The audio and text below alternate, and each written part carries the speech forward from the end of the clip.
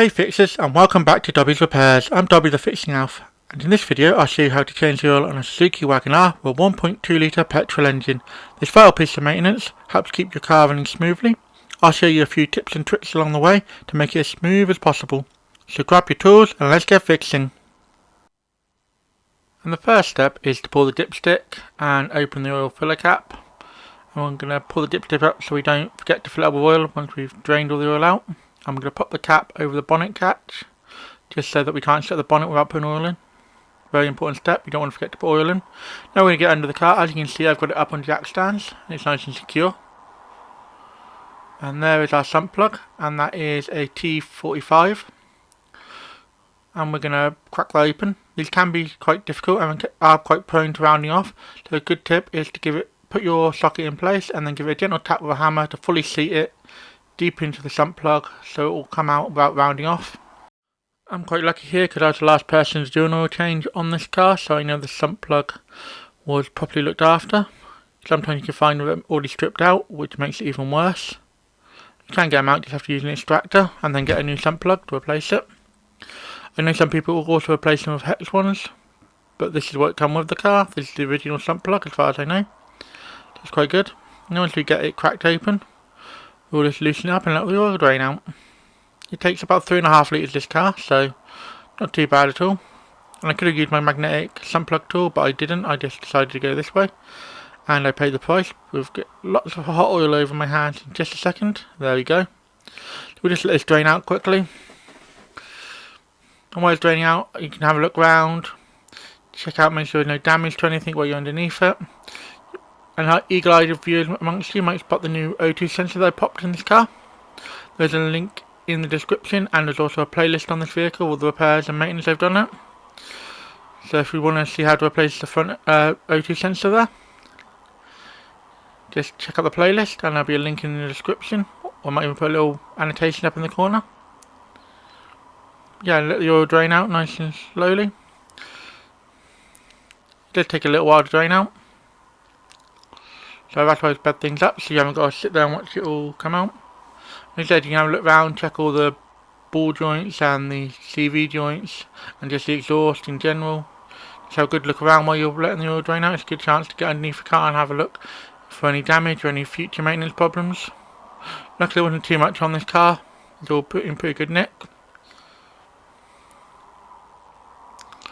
Now it's all drained out. We're going to move on to removing the oil filter housing. So now here comes the oil filter housing. This is a 32mm socket. It's in quite an awkward spot, but if you go from by the battery and slide your hand up, as you see me doing here, you can get on it nice and easily. And as you can see, we're not very tight. We should only be torqued down to 25 Newton meters. As you can see, this one comes off fairly easily and fairly easy. There's not much room down here, so you may need to use a smaller ratchet. Sometimes they can be really on there tight. And I've seen other people remove the coolant pipes and all that to get to it. This is the easiest way I've found. Also, make sure you put something down because it can be quite messy. And you also make sure you keep your drain plan in place, because when you open this up, it lets more oil down to drain out the bottom of the engine. So yeah, once we get it out, I'm going to put some blue towel down. This doesn't work. You'll see I make quite a big mess in a minute. So yeah, just get everything in place. Make sure you go as much blue towel down as possible. There you are. That's my plan to drop it on there. So just loosen the cap off by hand now. It'll come off. Sometimes the oil filter will come with it, other times it won't. It's held onto a little rod in the middle there. Sorry about the camera angle here. It gets a bit out of focus, but now you need to pull the oil filter out. Again, just get hold of it. Make sure you're wearing gloves for this job. It can be quite messy. And yeah, sorry you can't see anything, my camera's right of course, but there you are, now you can see me pull the oil filter out. Drop it back down, but as you can see, go and get it out, there you are, there's the oil filter out. You can see quite a lot of mess. I'll clean it all up later. There we are. Now we're back underneath, I'm going to put the sump plug back in. There's only a little dribble coming out now. That won't make any difference. So just start it by hand, always start your bolts by hand so don't cross thread. And yeah, just run it down. Get it as tight as possible by hand, then get your ratchet back out. I'm using an electric ratchet here, you can just use a hand ratchet. And I just got using the electric ratchet because I've got it to hand. So you can see me coming in with my electric ratchet now. Really handy little ratchet. I'm going the wrong way. So we're going to go the right way. There we are. And just once it snugs down like that, give it a little turn. And then we'll get the torque wrench out and torque it down to the 28 newton meters that it needs to be torqued down to. Yeah, but we'll get the torque wrench now. And yeah, we're just going to torque it down to 28 newton meters, as I said earlier. And yeah, this to just make sure it's not over tightened or not loose, so we don't get any drips or any leaks. And it's a good job to keep checking for leaks, especially once you start filling out with oil. Give it a quick spray off just to make sure everything's nice and clean. So when we're looking for leaks later, we don't get any old oil dripping off. There we are. Give it a good quick little clean. And you can see that area is nice and clean now. And now we're going to move on to preparing the oil filter housing. So we're going to take the old O-ring off. I'm just using a flat bladed screwdriver for this. You can use a pick.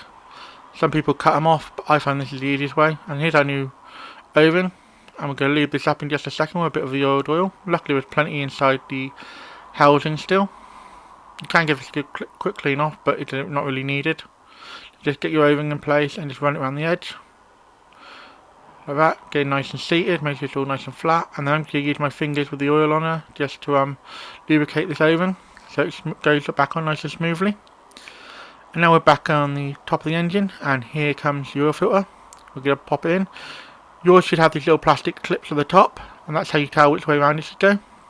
Just get it in place and give it a good push down. And then we'll put a cap back on. And just start it by hand as always. Make sure you start all your fasteners by hand, including these. They're very prone to cross-threading.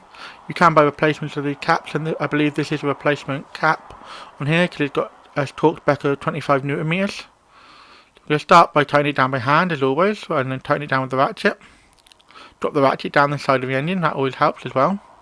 That's a really good pro tip. And yeah, just start tightening it down until it snugs up nice and easily. And again, they don't need to be overly tight. You just want to get it down to its just touches the bottom housing there, like that. Now it's tight enough, and we'll get our ratchet, torque wrench in, and we'll tighten it down to 25 newton meters. And yeah, as you can see, there's not much room for the torque wrench there, but you can sort of see the angle I'm coming in at. Like I said, it saves taking off all of the coolant pipes and having to drain the coolant system this way. So it makes it a lot quicker and a lot easier. I don't know why anyone would take off the coolant pipes to do it, but I've seen people do it, and it's not the easiest way. It's not the most convenient way anyway. But this is nice and torqued down to 28 newton meters now, and now we can start topping up with oil. And we're going to be topping this up with 530 manual oil. So this is 530, and yeah, about 3.5 litres roughly. I like to put in about 3 litres, then check the dipstick and see how the levels are. And then obviously we'll start up and prime the oil filter. But yeah, so I'm just putting the oil in now. I'm using a funnel just to make it nice and simple so it doesn't spill everywhere. And yeah, nice little funnel, does the job, saves a lot of time and a lot of hassle trying to pour carefully. You just make sure, as long as you don't pour wildly, you're going to get it in there. And yeah, so about 3.5 litres. You can see I've stopped at 3 there for a minute. And I'm just going to check underneath for any leaks while now we've got the oil back in. You see, no leaks at all. So it's always good to check before and after for leaks, particularly after you top the oil up. And yeah, so now we've done that, I'm going to pop the cap back on. I've given it a quick clean off so it's not so grimy and mucky. Yeah, now I'm going to check the oil level again before we start the engine. So yeah, pull the dipstick out and check the oil level. Everyone knows how to do this really. Very simple thing, you can't really see on the camera, but it is roughly about right. It's a bit full at the moment, but when we start the engine it should drop it down. I'm just double checking. It's always wise to double check your levels too. And yeah, so now we're going to put the camera in place, and then we're going to start the engine and let it run for about 10 minutes and then turn it off. I won't make you sit through all of that. But there you are, the engine started now. We're going to let it run for a bit, let it build up temperature, check the oil level after that, and we'll run it for 10 minutes and then we'll turn it off and let it cool down. So it's been cooling down now for about 10 minutes after it run for 10 minutes. And we're going to check the level. There we go. And that seems spot on to me. Perfect.